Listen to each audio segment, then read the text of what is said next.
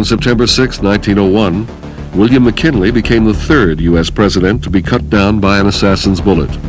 He was shot by an anarchist while greeting visitors at the Pan American Exposition in Buffalo, New York.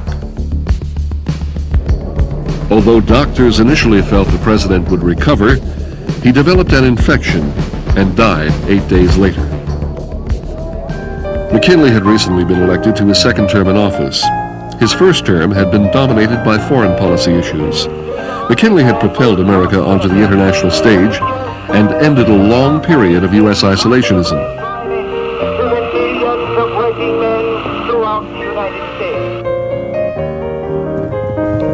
The swift and decisive U.S. victory in the Spanish-American War demonstrated his effective leadership, as did the pacification of a revolt in the new U.S. territory of the Philippines.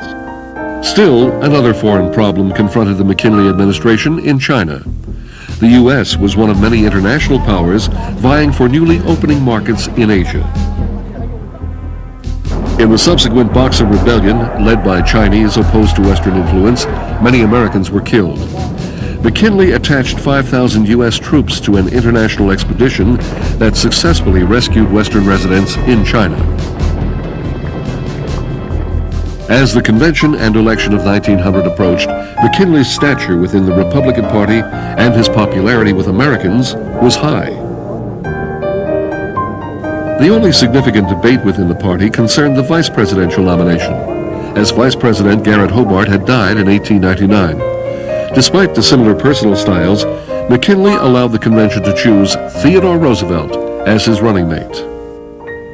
Roosevelt brought youth and a forceful energy to the Republican ticket. He had gained a national reputation as a hero in the Spanish-American War and later became governor of New York. He was only 42 years old. McKinley won the election, receiving the largest popular majority ever given a presidential candidate up to that time.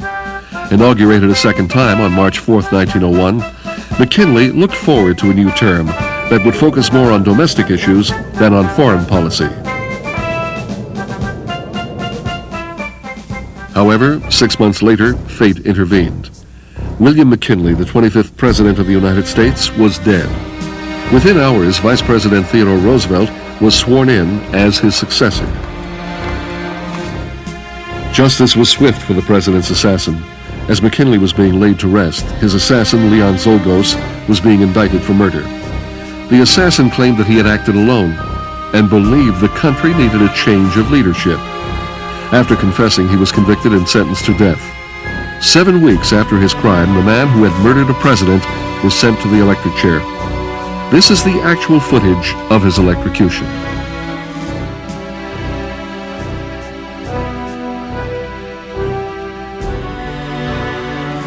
In the days following McKinley's death, Roosevelt took the reins of power, vowing to continue McKinley's work. Instead, he surpassed it. He reformed civil service, created the Pure Food and Drug Act, improved labor conditions, created a national conservation policy, built the Panama Canal, won the Nobel Peace Prize, and helped establish the U.S. as a preeminent world power. America was fortunate indeed to have so capable a man assume the presidency upon the death of William McKinley on September 14, 1901.